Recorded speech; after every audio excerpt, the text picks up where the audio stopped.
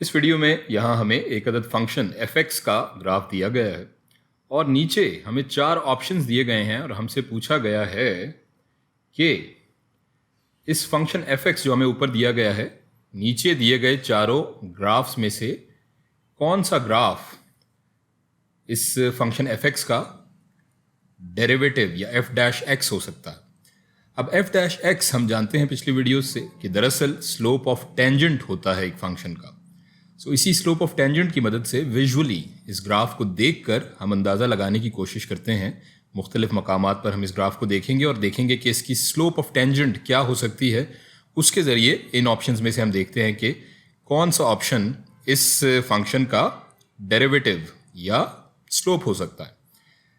अगर हम इस नुक्ते से शुरू करें -4 से, तो यहाँ हम देख सकते हैं कि जो इस नुक्ते पर हमारा टेंजेंट होगा इस फंक्शन का, वो एक तरह से सीधी लकीर होगा।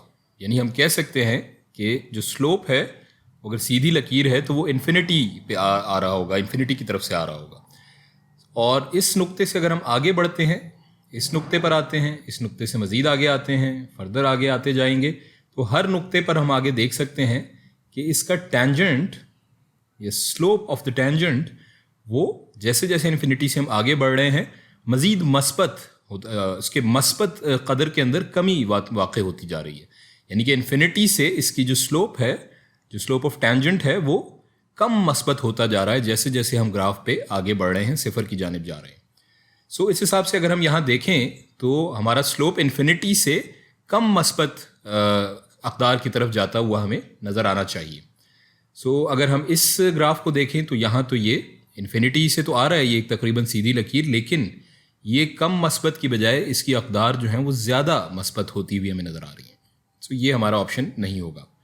इसी तरह से अगर इस ग्राफ को भी हम देखें तो ये इन्फिनिटी से इस तरफ बढ़ते हुए ज़्यादा मस्बत हो रही हैं अक़दार। अगर हम देखें जैसे जैसे हम आगे बढ़ रहे हैं तो इसकी तमाम स्लोप्स या तमाम पॉइंट्स पे जो स्लोप ऑफ टेंजेंट्स बन रहे हैं उनकी अक़दार या वैल्यूज़ ज़्यादा मस्बत होती जा रही हैं। ये भी हमारा ऑप्शन नहीं होगा।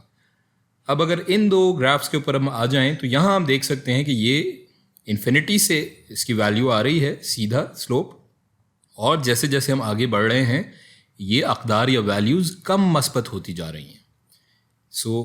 ये हमारा एक ऑप्शन हो सकता है। और अगर इस ग्राफ को देखें तो यहाँ भी हम देख सकते हैं कि इन्फिनिटी से ये आ रहा है ग्राफ, और जैसे जैसे हम आगे बढ़ रहे हैं ये जो अक़दार हैं वो कम मस्बत होती जा रही हैं। ये भी हमारा एक ऑप्शन है। आगे बढ़ते हैं। अब इन दोनों में से हम देखते हैं कि किस तरह हम फ़िल्टर डाउन कर सकते हैं कि दरअसल इनमें से कौन सा ऑप्शन है जो कि हमारे इस फंक्शन का डेरिवेटिव हो सकता है।